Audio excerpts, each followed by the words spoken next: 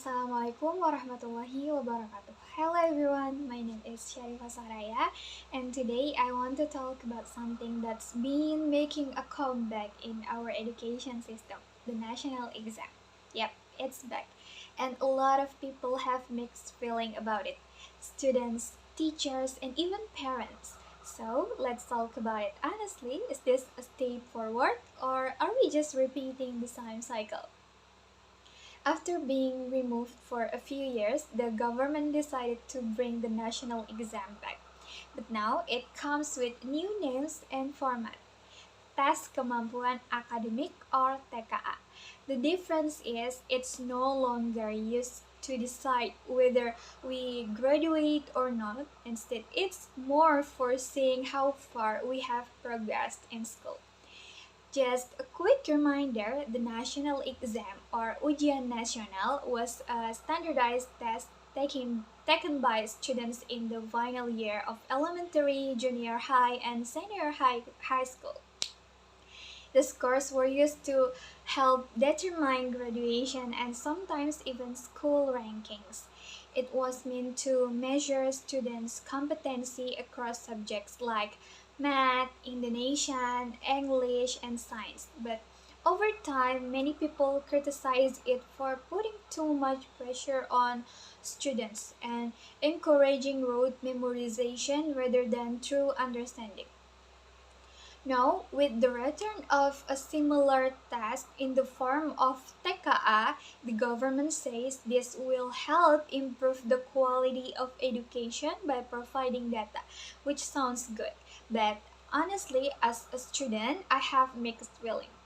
On one hand, it's a chance to evaluate how students are doing across the country.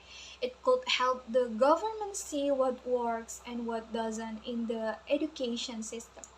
But on the other hand, the word exam already brings stress, right?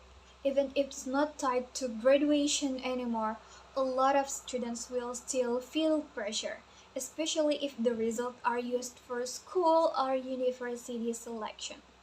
Let me give you a simple example. Even though as university students, many of my friends still feel anxious about midterms or final exams. So I can imagine how stressful it would be for younger students to face a national scale test again, even if the format is different. And let's be real, most of us know that when a big test is coming, we often end up memorizing stuff just to survive the exam. That kind of pressure can make us forget the actual purpose of learning, which is to understand, not just to pass. So, yeah, I get the idea behind bringing it back, but I also hope it's handled in a way that actually supports students, not just adds more stress, because learning should help us grow, not burn us out. Now, let's talk about something closer to our daily class life, doing speaking practice through free discussion. Personally, I think free discussion is one of the best ways to improve our English speaking skills. Why? Because it feels more like a real conversation. We can speak more naturally, share our opinions freely, and not worry too much about making it perfect. It also helps us think on our feet, like how to respond quickly, how to make our point clear, and how to listen actively. These are super useful skills, not just in class but in future jobs too. Another thing I really like is that it helps build connection. We learn from each other. Sometimes a friend uses a word or an idea that makes us go, "Oh wow, I never thought of that." And because it's more relaxed, it's less scary than a formal speech. For example, in our last class, when we had a politic discussion, I remember how everyone had different experience and opinions. It made the learning much richer more than what we can get from just textbook. Of course, not everyone joins in sometimes. Some people stay quiet, That's where the teacher can help by giving prompts or creating smaller groups so everyone feels more comfortable to speak.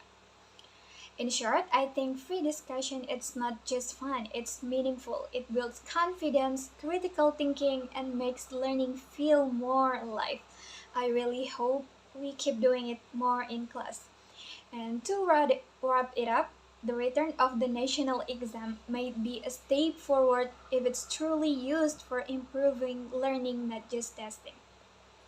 Let's hope it becomes something that supports us, not something we fear. And as for speaking practice, I really believe that free discussion is one of the most effective ways to build our communication skills. It's real, it's interactive, and it's empowering.